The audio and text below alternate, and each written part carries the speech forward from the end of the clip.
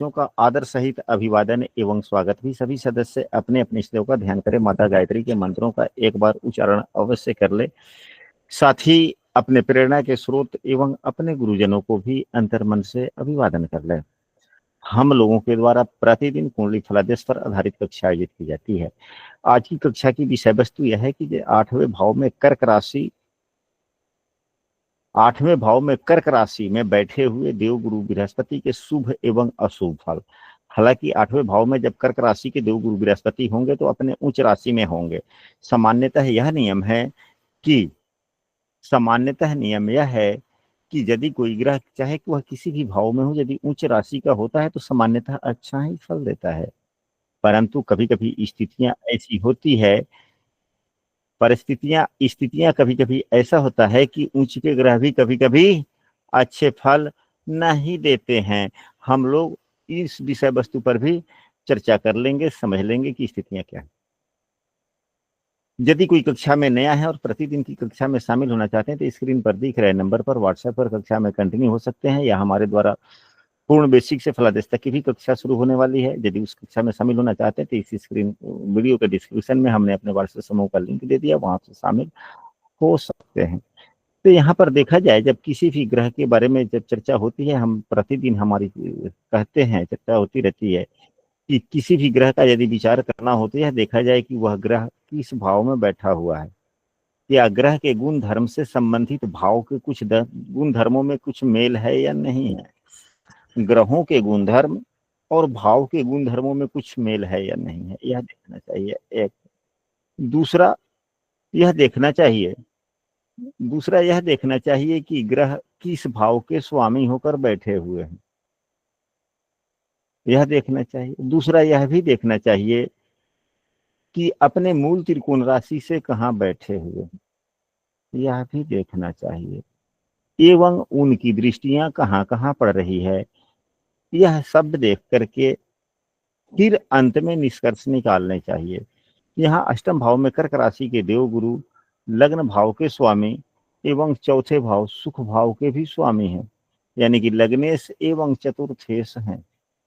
लग्नेश एवं थेश हैं। लग्नेश होने से यह कोई भी ग्रह, चाहे वह चंद्रमा ही क्यों ना हो, कोई भी ग्रह वह चाहे चंद्रमा ही क्यों ना हो, यदि कर्क लग्न की कुंडली हो, चंद्रमा सबसे तेज गति का चलने वाला है ग्रह, आयु प्रदाता ग्रह हो जाता है, जीवन प्रदाता ग्रह हो जाता है। लग्नेश को जीवन प्रदाता ग्रह कहा जाता है, लग्नेश को शुभ ग्रह कहा जाता है। यहाँ पर जो जिनको पूर्ण मतलब कि उतना ज्ञान न हो तो सिर्फ इतना समझ लेते हैं कि लग्न भाव या केंद्र भाव, लग्न भाव को भी केंद्र भाव ही कहा जाता है। तो यहाँ पर देवगुरु बृहस्पति की दोनों राशियां केंद्र में हैं, तो प्रथम दृष्टिया ऐसा आप लोग कहेंगे कि यह केंद्राधिपत्य दोष से दूषित हो गए और 8वें भाव में बैठ गए। तो स्थितियां वो नहीं है। यदि जिस ग्रह को केंद्राधिपत्य दोष लगता है, यदि वह लग्नेश ही होता, यदि लग्नेश हो जाता है तो केंद्राधिपत्य दोष से वह दूषित नहीं होता। परंतु अपने मूल त्रिकोण राशि से 8वें होने के कारण, लग्नेश का 8वें भाव में होने के कारण, यदि कुंडली के अशुभ ग्रहों से, अब कुंडली का अशुभ ग्रह कौन हो गया, तो इस धनु लग्न की कुंडली बनी, यदि कर्क राशि में यदि देवगुरु बृहस्पति 8वें भाव में है तो धनु राशि लग्न की कुंडली बनी। अब यहाँ पर लग्नेश के मुख्यतः शत्रु कौन हुए, तो लग्नेश के शत्रु मुख्यतः कौन ग्रह होगा,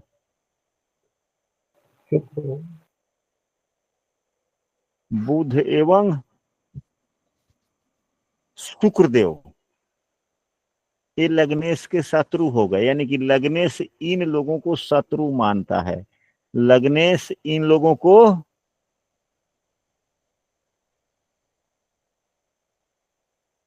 शत्रु मानता है। बुध एवं शुक्र को देवगुरु बृहस्पति शत्रु मानते हैं, लेकिन क्या आप लोग देखते हैं, जानते हैं कि देवगुरु बृहस्पति को कोई भी ग्रह शत्रु मानता हो? नहीं गुरुजी। नहीं नहीं। देवगुरु बृहस्पति को कोई ग्रह शत्रु नहीं मानता। अन्य सभी ग्रहों को कोई ना कोई ग्रह शत्रु मानता ही है। यहां तक कि चंद्रमा को भी शत्रु मानने वाले ग्रह हैं, बुध ही है। चंद्रमा को ही शत्रु मानने वाले बुध है। तो जब देवगुरु बृहस्पति के कोई शत्रु मानने वाले ही नहीं हैं, तो देवगुरु बृहस्पति किसी भी राशि में होते हैं तो उतने बुरे फल नहीं देते। हाँ, नीच राशि में होने के कारण थोड़ा बुरा फल दे दे, यह अलग की विषय वस्तु है। लेकिन कुंडली के अकारक ग्रह, कुंडली के प्रमुख रूप से अकारक ग्रह कौन हो जाते हैं? तो जब कर्क राशि में जब यहाँ पर उच्च के होंगे, धनु लग्न की कुंडली हो जाती है, तो अकारक ग्रह शुक्र हो जाते हैं। एवं शनि देव भी बुरे फलदाता हो जाते हैं, शनि एवं शुक्र, शनि एवं शुक्र हो जाते हैं। तो यदि शनि या शुक्र से यदि यह युत या दृष्ट हो जाते हैं तो थोड़े अच्छे फल नहीं देते। यह अष्टम भाव में देवगुरु बृहस्पति की उच्च राशि की भी स्थिति कभी कभी अशुभ फल ही देता है। हालांकि लग्नेश जब अष्टम भाव में बैठ जाते हैं तो यह लग्न भंग योग बन जाता है, लेकिन इस लग्न की कुंडली में यदि धनु लग्न की कुंडली है, लग्नेश यहीं पे देवगुरु बृहस्पति अष्टम भाव में हैं, अगर कोई अशुभ ग्रह से यह युत दृष्ट नहीं है, यानी कि शुक्र के द्वारा नहीं देखे जाते हों, शुक्रदेव से युत न हो, यानी शुक्रदेव के द्वारा यह देखे न जाते हों और शुक्रदेव से युत न हो, तो यह अशुभ फल नहीं देते। या शनि से युत या दृष्ट न हो, शनि के द्वारा अगर देखे न जाते हों तो यह सामान्यतः अशुभ फल नहीं देते हैं, लग्न भंग योग नहीं बनता है। परंतु आठवें भाव में यदि देवगुरु बृहस्पति उच्च के भी होते हैं, अशुभ फल उतने नहीं देते, परंतु व्यक्ति के जीवन में सुखों की प्राप्ति हेतु, भौतिक सुखों की प्राप्ति हेतु काफी संघर्ष करना पड़ता है। उसके कारण क्या हो जाते हैं, तो उसके प्रमुख कारण यह है कि शुक्रदेव जो भौतिक सुखों के प्रमुख प्रतिबिंब माने जाते हैं, भौतिक सुखों के प्रमुख प्रतिबिंब कौन है, देवगुरु बृहस्पति या शुक्रदेव? शुक्रदेव।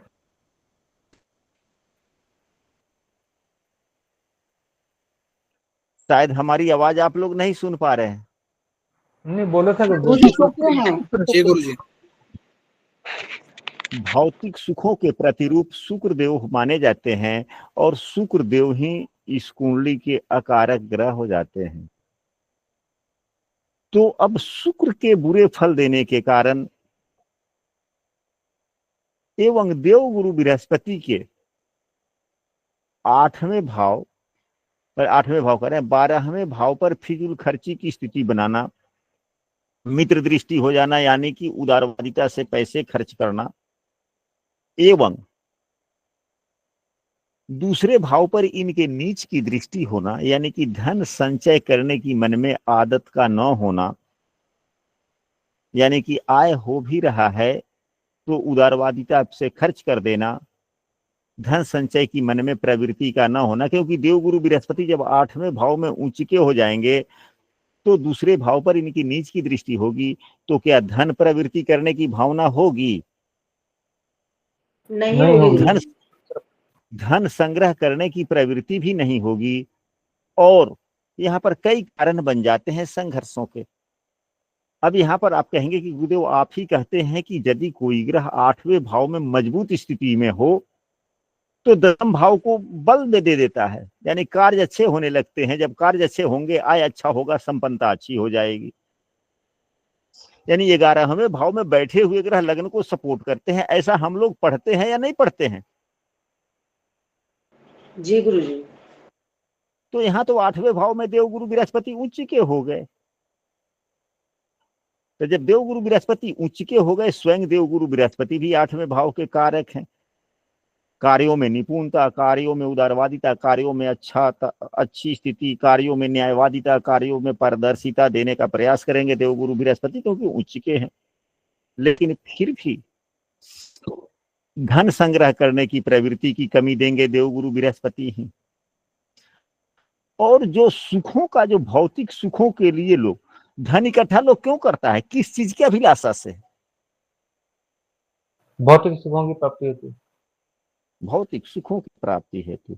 तो यहाँ पर भौतिक सुखों के कारक प्रमुख शुक्रदेव ही कुंडली में अकारक ग्रह बन गए, बुरे फलदाता बन गए, षष्ठे से एकादश से भी हो गए। तो भौतिक सुखों के प्रति एवं थोड़ी दूरी पर, तो हम ऐसे कह सकते हैं ना कि भौतिक सुखों के प्राप्ति करने हेतु मेहनत करना होगा। मेहनत करना होगा कि नहीं हो करना होगा? जी गुरुदेव।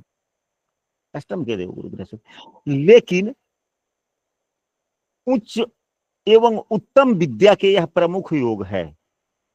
उत्तम एवं उच्च, उत्तम विद्या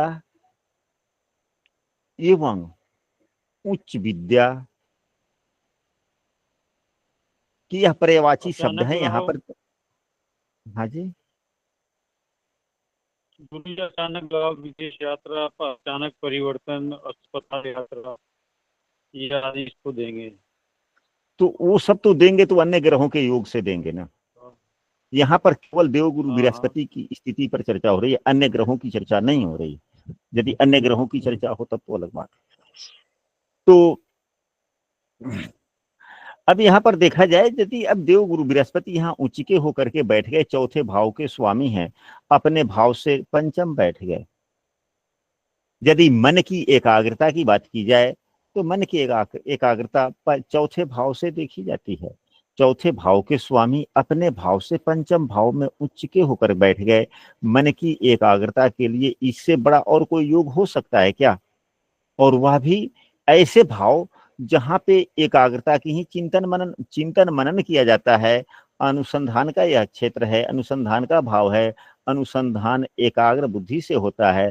तो अब मन भाव का स्वामी एकाग्र से जहां पर काम किया जाता है, उसी भाव में उच्च का होकर बैठ गया, तो इससे बेहतर मन की एकाग्रता होगी? नहीं होगी। नहीं होगी गुरुजी, समाधि भाव है ये। हाँ, अब मान लिया जाए कि अब किसी अन्य ग्रहों के योग से, अब यदि देवगुरु बृहस्पति यहाँ पर है, अंशात्मक मान से कमजोर हो जाए, अंशात्मक मान से कमजोर हो जाए, या नवमांश में ही खराब स्थिति में हो जाए, और चंद्रमा के भी यहाँ साथ में हो जाए, तो फिर चंद्रमा क्या करेगा? चंचलता दे देगा। तो स्थिरता में कमी आ जाएगी कि नहीं आ जाएगी? जी, चंद्रमा फास्ट प्लानेट है, बड़ा तेज चलता है वो पीक में रुकना है। तो एकाग्रता में कमी आ जाएगी। तो एकाग्रता में कमी भी हो सकती है, तो किन योगों के कारण होगी, यह चिंतन की बात है, यह सोचने समझने की बात है। और दूसरा देखा जाए, पांचवा भाव से बुद्धिमता देखा जाता है, और पांचवें भाव में जो राशि है मंगल देव की, उनके मित्र ही देवगुरु बृहस्पति हैं, और बुद्धिमता भाव से चौथे भाव में बैठे हुए हैं। यानी कि लग्नेश चौथे भाव में बैठ जाए या लग्नेश पंचम भाव में बैठ जाए, दोनों ही स्थितियों में अच्छी बात है। तो यहाँ पर लग्नेश चौथे पंचम भाव में है, मन की एकाग्रता रूपी लग्नेश मन पंचम भाव में है, और बुद्धिमता रूपी भाव का स्वामी अपने भाव से पंचम भाव में है, लग्नेश चौथे भाव पांचवें भाव में। स्थिति इतनी अच्छी हो गई, यह उत्तम विद्या के सर्वश्रेष्ठ योग भी हो गए। अब गुरु की देवगुरु बृहस्पति की दशा अंतरदशा सामान्यतः कैसा जाएगा?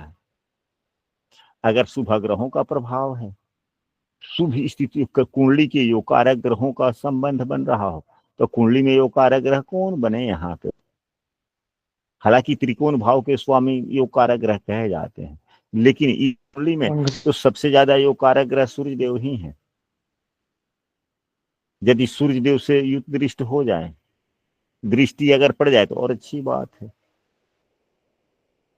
अच्छा होगा, दशांतर दशा अच्छा जाएगा। अगर मंगल से है तो वह व्यक्ति के ऊपर में निर्भर करता है कि इस मंगल की इससे संबंध बनता है, तब परिवेश पर निर्भर करता है कि देवगुरु बृहस्पति की दशाएं अच्छी जाएगी या बुरी जाएगी। व्यक्ति के कार्य करने के तरीके पर निर्भर करेगा कि व्यक्ति इस गुरुदेव के दशाओं का बुरा मतलब कि फल बुरा प्राप्त करेगा, मिलने वाला है या अच्छा लाभ मिलने वाला। अब यहाँ पर यह देखा जाए कि यदि व्यक्ति जो भी काम कर रहा हो, तो उसमें जो व्यक्ति जो काम कर रहा हो तो मंगल की प्राथमिकता पंचम भाव को दे दें। किस भाव को प्राथमिकता दें? पंचम भाव। पंचम भाव की प्राथमिकता दे, न कि 8वें भाव का प्राथमिकता दे। काम तो बगैर 8वां भाव कर है, काम तो 12वें भाव का ही कोई व्यक्ति करता है, यानी कि अपने घर से दूर करता है। आजकल मल्टीमीडिया का जमाना है, लोग बाहर बाहर के क्षेत्रों में कंपनी ज्वाइन करते हैं, देश विदेश की कंपनी में ज्वाइन कर लेते हैं। ऑफिस भले ही अपने ही शहर में हो, लेकिन वह विदेशी कंपनी अधिकांशतः हुआ करती है। या कोई व्यक्ति दिल्ली में ही काम कर रहा है तो दक्षिण भारत की कंपनी है, दिल्ली में ऑफिस है और दिल्ली में उसका घर भी है, दिल्ली में काम करने लगा। लेकिन लगाव तो 12 वह तो दूर का ही हुआ। यदि कोई दक्षिणी भारत में है, दिल्ली की कोई कंपनी है, उसका ऑफिस दक्षिणी भारत में है, वहां पे काम करने लगा, तो वह तो उसके लिए दूर का ही हुआ। काम तो कर रहा है। अधिकांशतः व्यक्ति दूर से ही संबंध कार्यों में कर रखता है या नजदीक का रखता है? दूर का ही रखता है। तो यदि दूर के कार्यों की प्रधानता देगा व्यक्ति, तो देवगुरु बृहस्पति की दशाएं सामान्यतः अच्छा नहीं जाएगा, सामान्यतः अच्छा नहीं जाएगा। लेकिन यदि काम है मिल गया तो फिर छोड़ेगा व्यक्ति कैसे? नजदीक में मिलेगा कि नहीं मिलेगा इसी को गारंटी। दूर ही काम मिल गया तो काम करे, ठीक है, लेकिन पंचम भाव को एक्टिवेट करके रखे। पंचम भाव को एक्टिवेट करके रखें। यदि पंचम भाव को व्यक्ति एक्टिवेट करके नहीं रखेगा, देवगुरु बृहस्पति की दशाएं सामान्यतः प्रतिकूल प्रभाव ही देगा। पंचम भाव को एक्टिवेट कैसे किया जा सकता है? कार्यों के रूप में। अब यहाँ पर मंगल तो 8वें भाव 12वें भाव के भी स्वामी है, पंचम भाव के भी स्वामी है। यदि पूजा करेंगे तो फिर दोनों राशियों पर कुछ ना कुछ तो फर्क पड़ेगा ही पड़ेगा। यदि पंचम भाव पर थोड़ा ज्यादा पड़ेगा तो 12वें भाव पर तो भी कुछ पड़ेगा। तो भी समस्याएं जिस प्रकार की है वह पंचम भाव से भी संबंधित है, 12वें भाव से भी संबंधित है, दोनों ही राशियां हैं। दायित्व तो दोनों भाव का ही निभाना है। हालांकि पराशरी पुस्तक में यह बातें कही गई है, बातें सत्य भी है। यदि कि 12वें भाव में किसी ग्रह की राशि हो और उसकी दूसरी राशि जिस भाव में हो उस भाव के अनुरूप फल देता है, देना चाहता है, देता भी है, देना चाहता भी है। लेकिन यदि हम यहाँ के लिए कुछ करे ही नहीं तो फिर तो ग्रह भी यहाँ के कहाँ के बाहर देंगे, नहीं देंगे। तो यह पंचम भाव प्रेम का है। पंचम भाव प्रेम का है। पंचम भाव छोटे बच्चों का है। पंचम भाव सीखने का है। पंचम भाव पढ़ाई का है। क्या व्यक्ति करे?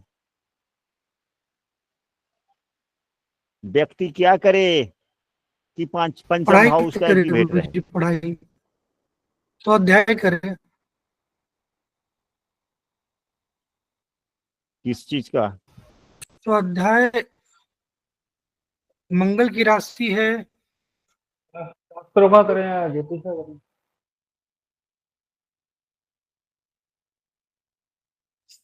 तो व्यक्ति जो काम कर रहा है कार्यों से संबंधित यदि अध्ययन करता रहता है, यानी कि जो काम व्यक्ति कर रहा है उससे संबंधित ज्ञान को बढ़ाने का प्रयास करे। जो व्यक्ति जो काम कर रहा है उस विषय वस्तुओं से संबंधित ज्ञान, चाहे पुस्तक पढ़ने से हो, किसी गुरुजनों से सलाह लेने से हो, संपर्क करने से हो, यानी कि जो काम व्यक्ति कर रहा है उसमें कुछ नया सीखने का प्रयास करे एवं उन प्रयासों को बड़े प्रेम पूर्वक कार्यों में लगाए। अपने आप ठीक हो जाएगा, कुछ अच्छा फल मिलेगा।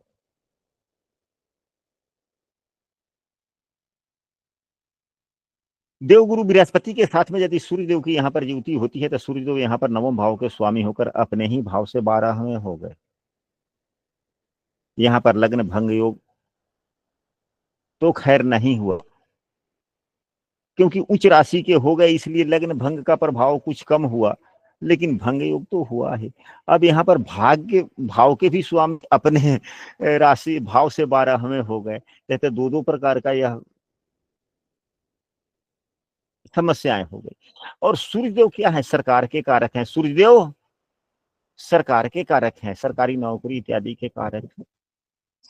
तो यदि व्यक्ति सरकारी नौकरी वगैरह करता है तो और थोड़ी ज्यादा परेशानी, कुछ ना कुछ परेशानी आती है। यदि चंद्रमा की ही युति है, यदि चंद्रमा ही यहाँ पर है तो कोई भी ग्रह चाहे किसी भी भाव में हो, कोई भी ग्रह चाहे किसी भी भाव में हो, चाहे वह चंद्रमा ही क्यों ना हो, अगर स्वगृही है तब तो अच्छा ही हो सकता है। एक दूसरा, गुरु एवं चंद्रमा की युति केसरी योग के नाम से भी जाना जाता है, गज केसरी योग के नाम से जाना जाता है। जब कोई सुखद योग बनते हैं वह फल देता ही है। गज केसरी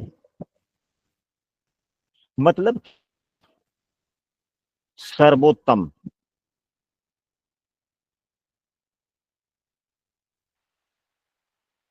सर्वोत्तम चीज, तो यह तो फल मिलता ही है। लेकिन गजकेसरी योग के जो क्षेत्र हैं बहुत ही व्यापक क्षेत्र हैं प्रतिष्ठा के क्षेत्र में।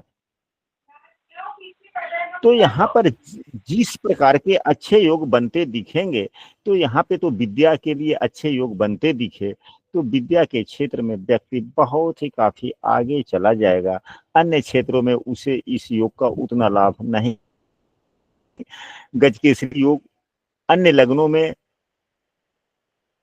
लग्नों में जो देवगुरु बृहस्पति उच्च राशि के हैं, चंद्रमा अपने स्वराशि के हो गए, और यही 4 नंबर की राशि यदि भाग्य भाव में होता, 10वें भाव में होता, लग्न भाव में, आय भाव में, दूसरे भाव में, चौथे भाव में, 7वें भाव में या 5वें भाव में होता, फिर और क्या कहना, बहुत ही अच्छी स्थिति होती।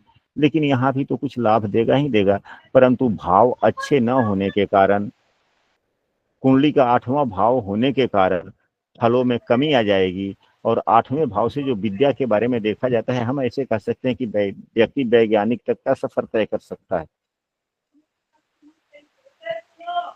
धन इत्यादि से उतने लाभ नहीं होंगे,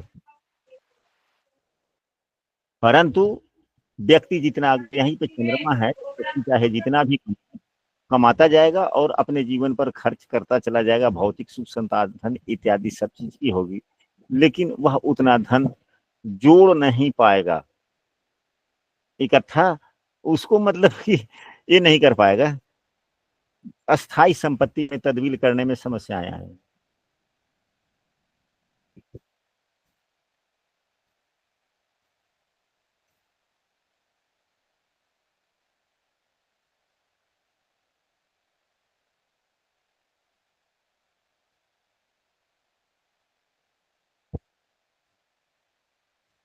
अब यहीं पे यदि मंगल देव हो जाएं तो मंगल देव किस भाव के स्वामी हैं? पंचमेश भी हैं, द्वादशेश भी हैं। यदि यहाँ पर मंगल देव हो जाते हैं, इनकी दृष्टि, चौथी दृष्टि लाभ भाव पर होगी, इनकी 7वीं दृष्टि धन भाव पर होगी, वाणी भाव पर होगी, एवं 8वीं दृष्टि तीसरे भाव पर होगा। यहाँ पर मंगल नीच राशि के हो गए, परंतु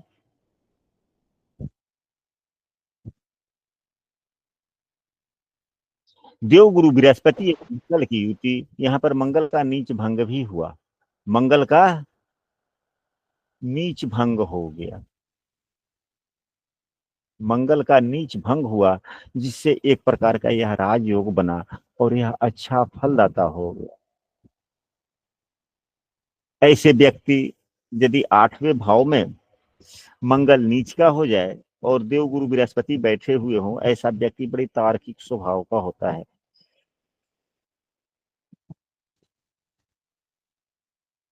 वाक्पटु भी होता है, परंतु वाणी में थोड़ा स्वार्थ भी दिखता है।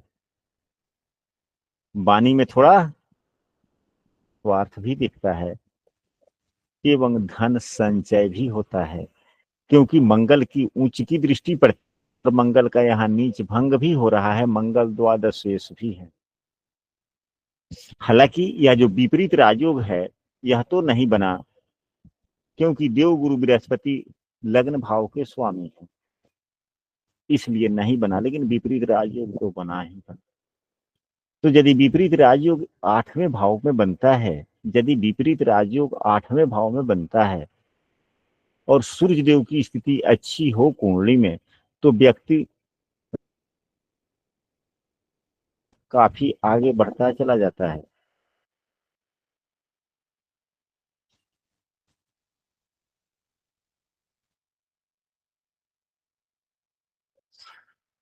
अक्सर देखने को आता है, अभी हम मंगल के बाद में बुध की बात करते हैं। बुध देव यहाँ पर सप्तमेश एवं दशमेश भी हैं। ऐसे देखा जाता है कि यदि लग्नेश एवं सप्तमेश दोनों की युति कुंडली के 8वें भाव में होता है, तो यह द्विभार्या योग या बहुविवाह योग भी दर्शाता है। परंतु यहाँ पर यह सूत्र उतने प्रभावी नहीं हो रहे हैं,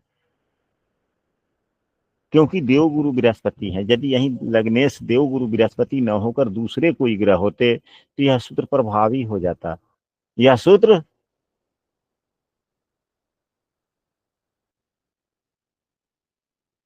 प्रभावी हो जाता। देवगुरु बृहस्पति का एक ही तो गुण है, उस गुण समझें। अगर उस गुण के परिभाषाओं का सीमा नहीं है, देवगुरु बृहस्पति के लिए जो 2 शब्द हैं, उस 2 शब्दों को समेटने में पूरे जीवन व्यतीत हम लोगों को हो जाएंगे। उस 2 शब्दों की मर्यादा परिसीमा हम लोग तय नहीं कर पाएंगे। वह क्या है? तो वे 2 शब्द हैं न्याय एवं पारदर्शिता।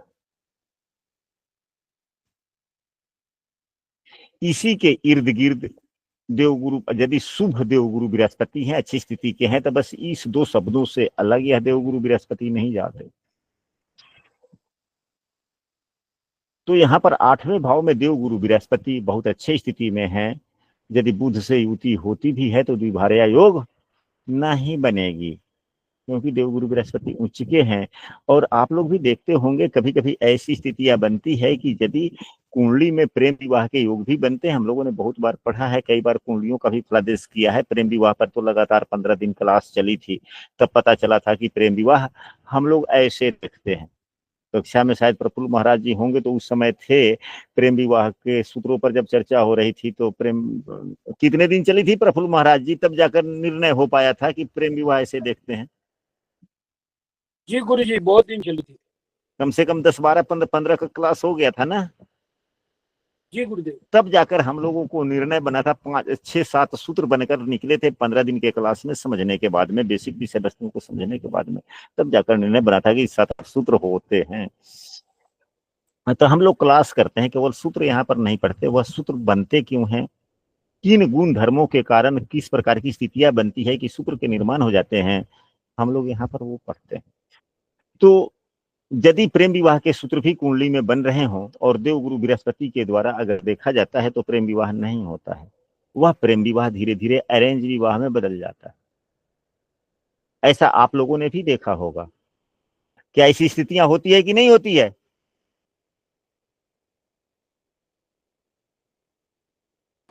होती है गुरुजी। कुंडली हाँ जी, कुंडली तो कभी नहीं देखे, लेकिन ऐसा होती है, ऐसे होते हैं। नहीं, यहाँ पर और भी ढेर सारे विद्वानगण हैं, उनके नजरों में आया होगा। कहने का मतलब है कि यदि कुंडली में प्रेम विवाह होते हैं और देवगुरु बृहस्पति से अगर कुंडली में प्रेम विवाह के सूत्र बन रहे हैं और उस सूत्र में देवगुरु बृहस्पति का समावेश हो जाता है तो वह प्रेम विवाह तो होता है, लेकिन वह प्रेम विवाह मतलब प्रेम से रिश्ते बनते हैं, सब कुछ हुआ, लेकिन अंततोगत्वा किसी न किसी प्रकार से लड़के और लड़की के माता पिता को पता चलता है, फिर लोग रजामंदी से अरेंज विवाह में तब्दील हो जाता है। तो यह है देवगुरु बृहस्पति। तो यहाँ पर द्विभार्या योग नहीं बनता है। अब यहाँ पर यदि शुक्रदेव की युति हो जाए तो हालांकि बुरे भाव के स्वामी का बुरे भाव में ही बैठना शुभ माना जाता है, बुरे भाव के स्वामी का बुरे भाव में ही बैठना अच्छा माना जाता है। और खास करके 11वें भाव के स्वामी अगर 10वें भाव में बैठते हैं तो अपने भाव से 10वें हो जाते हैं, अपने भाव से 10वें हो गए। और ऐसे भाव में बैठ गए जिस भाव में उच्च के ग्रह हैं। हम लोगों ने पढ़ा है कि यदि कोई ग्रह उच्च ग्रह के साथ में होता है, बैठ जाता है, युत हो जाता है, तो उसके फलों में वृद्धि हो जाती है। या यदि कोई ग्रह नीच राशि में अवस्थित ग्रह के साथ में बैठ जाता है तो उसके फलों में हानि हो जाती है। हालांकि 8वें भाव में किसी भी भाव के स्वामी बैठते हैं तो उनके गुणों में कमी आ जाती है, फलों में कमी आ जाती है। यह प्रारंभिक नियम है, यह नियम सामान्य है कि जिस भाव का स्वामी 8वें भाव में बैठ जाए उस भाव के फलों में कमी आ जाता है। यह सामान्य नियम है, सबसे पहले हम लोगों के गुरुजन यही पढ़ाते हैं ना। जी गुरु जी। जी लेकिन यह 8वां भाव है, ठीक है, लेकिन यहाँ पर विशेष गुण यह भी है कि वह 11वें भाव से के स्वामी हैं, तो अपने भाव से 10वें बैठे हुए हैं और अपने भाव का स्वामी अपने भाव से शुभ भावों में हो, 10म में हो, 9म में हो, 5म में हो, तो सुफल देता है, तो कुछ अच्छा हो गया। एवं यही ग्रह उच्च के ग्रह के साथ में बैठा है, दूसरा लाभ हुआ। तीसरा, यही ग्रह 6ठे भाव का स्वामी भी है, यानी कि विपरीत राजयोग भी बनाने का प्रयास कर रहा है। भले नहीं बन रहा है, यह अलग बात है, क्योंकि देवगुरु बृहस्पति लग्न एवं चौथे भाव के स्वामी होने के कारण यहाँ पे नहीं बना। लेकिन शुक्रदेव तो विपरीत राजयोग बनाने का प्रयास कर रहे हैं कि नहीं कर रहे हैं?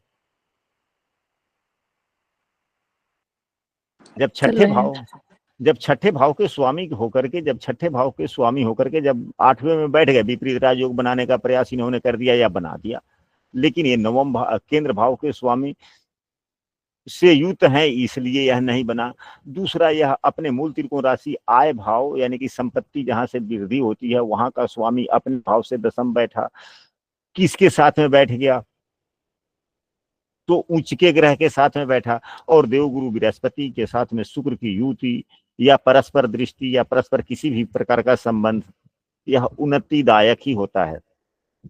ये दोनों महान विभूतियां हैं, ये दोनों महान विभूतियां हैं, और दो महान विभूतियों का मिलन, संगम, एक दूसरे का संबंध कभी गलत होता ही नहीं। किस चीज के लिए? तो भौतिक स्थितियों के लिए। हाँ, बीमारियों में यह सूत्र लागू नहीं होता, कुछ अलग प्रकार से देखे जाते हैं बीमारी के लिए। अब हम लोग चलते हैं यदि शनिदेव, तो शनिदेव यहाँ पर दूसरे एवं तीसरे भाव के स्वामी हैं।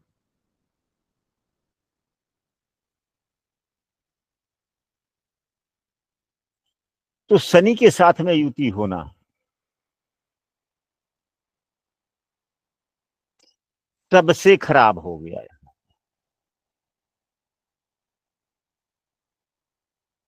जो कुछ अच्छी स्थितियां भी बनी वह भी खराब। क्यों? क्योंकि लग्नेश की युति तृतीयेश से हो गया। लग्नेश की युति तो यदि लग्नेश एवं तृतीयेश की युति हो जाए, यह भी देखना है कि लग्नेश के साथ में किसकी युति है। अब यहाँ पर लग्नेश एवं लाभेश की युति थी तो हद तक थी, यानी कि आय के लिए, हालांकि 11वें भाव के स्वामी स्वास्थ्य के लिए अच्छे फल नहीं देते, वो अलग बात है, लेकिन धन के लिए तो एकादशेश का युति संबंध, दृष्टि संबंध या परस्पर संबंध किसी भी प्रकार से शुभ भाव से होता है तो आय के लिए शुभ हो जाता है कि नहीं होता है? हो जाता है। जी लेकिन तीसरे भाव के स्वामी का आय से कुछ लेना देना नहीं है। दूसरे भाव के स्वामी का संचय से संबंध है। यदि ये दूसरे भाव के ही स्वामी है तो शनिदेव संचय से संबंध कर रखने वाले हैं। आय बढ़ाने की बात नहीं है, संचय की है। और तीसरा भाव जो है, तीसरे भाव के स्वामी और लग्नेश की युति कभी भी अच्छा नहीं माना जाता। तो यह एक तो बुरे प्रकार का योग हो गया, दूसरे कुंडली के बुरे भाव में बने। तीसरा, ये दो प्रकार से खराब हो गए कि नहीं हो गए? हो गए गुरु जी। जी और तीसरी खराबी क्या है? सबसे बड़ा खराबी तो इनकी 10वीं दृष्टि पंचम भाव पर हो। हम लोगों ने पूर्व की कक्षाओं में यह पढ़ा है, हम लोगों ने पूर्व की कक्षाओं में यह पढ़ा है कि दृष्टा ग्रह किस भाव से बैठकर देख रहा है। क्या शुभ भाव से बैठ के देख रहा है, क्या अशुभ भाव से बैठ के देख रहा है? यदि शुभ भाव से बैठ के दृष्टा ग्रह देख रहा हो तो भाव में थोड़ा सा उतना नुकसान नहीं होता। अगर यही शनिदेव 11 तीसरे भाव में बैठकर, अगर यही शनिदेव तीसरे भाव में बैठकर अगर यहाँ को देख रहे होते, उतना नुकसानदायक स्थितियां नहीं होती। उतना नुकसानदायक स्थिति नहीं।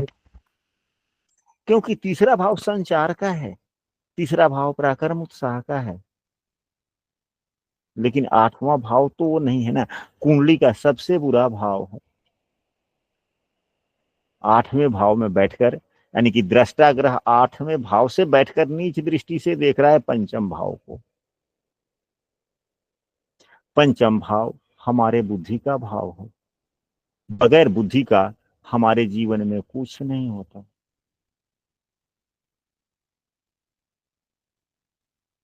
हाँ, देव गुरु बृहस्पति से युत होने के कारण इनमें थोड़ी शुभता आई, थोड़ी शुभता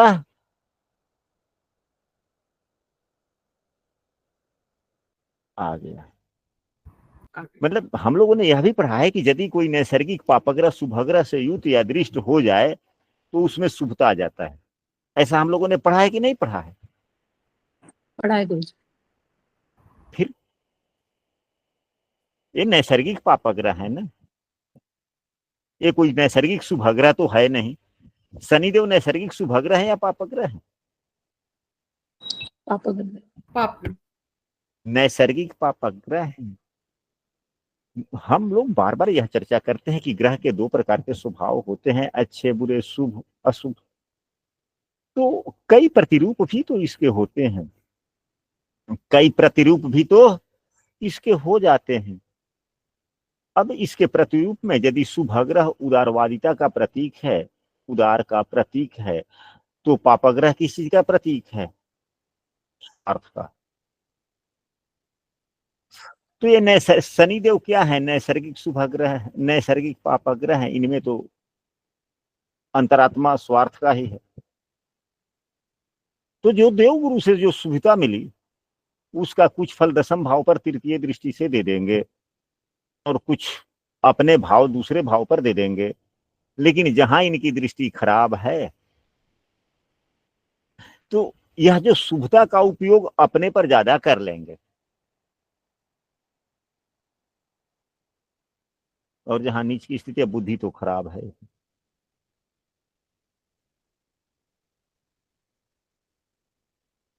तो बुद्धि विवेक के लिए क्या अच्छा फल देंगे ये?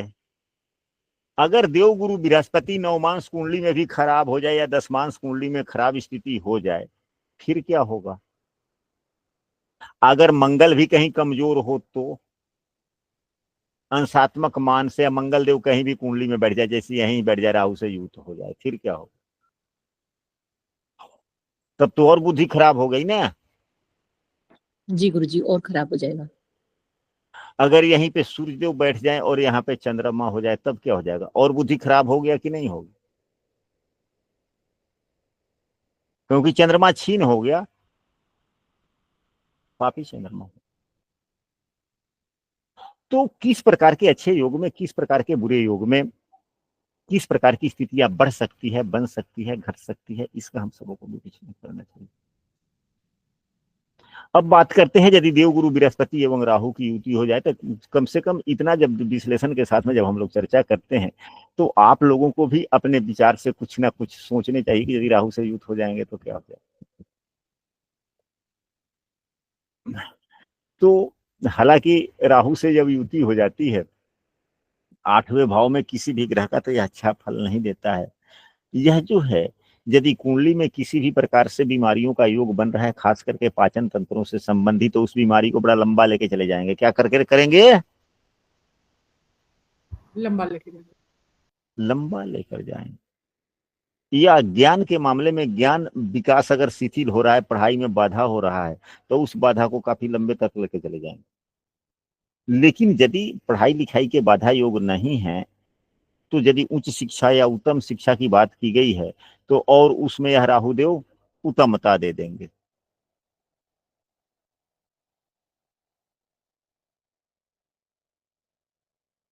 गुरु एवं केतु, हालांकि केतु किसी भी ग्रह से युत चाहे किसी भी भाव में हो जाता है, तो संबंधित भाव से संबंधित अंगों में या जिस ग्रह के साथ में युत होता है उन ग्रहों से संबंधित अंगों में जीवन में कभी न कभी ऑपरेशन वगैरह करवाने का काम कर ही देते हैं।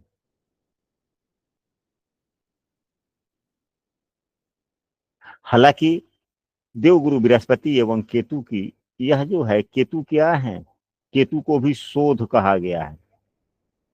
केतु को सेकेंड गुरु कहा जाता है, द्वितीय श्रेणी के देवगुरु बृहस्पति, क्योंकि ये मोक्ष प्रदाता ग्रह है। मोक्ष सात्विकता के सहारे ही आती है। तंत्र विद्या, ज्ञाता, ज्योतिष विद्या इत्यादि जो, यदि गुरु केतु का योग है, अच्छी स्थिति है, तो व्यक्ति अच्छा तांत्रिक भी हो सकता है, शास्त्रवेता भी हो सकता है, उच्च शिक्षा भी प्राप्त कर सकता है। तो आशा करते हैं कि आज की यह विषय वस्तु बहुत अच्छी लगी होगी। और यह तो 8वें भाव में उच्च के गुरुदेव हैं, तो इस पर आधारित ये हुई। यदि आप लोगों के किसी भी व्यक्ति के कुंडली में 8वें भाव के देवगुरु बृहस्पति हों, और जो हम लोगों ने चर्चा किया, यदि आपके कुंडली पर वह लागू हो रहा हो, तो आप लोग अपने प्रति उत्तर दे सकते हैं। और जो बातें हमने कही, यदि किसी सदस्य को बातें न समझ में आई हो, तो कृपया तो समूह में लिख सकते हैं, उस पर चर्चा हो सकती है।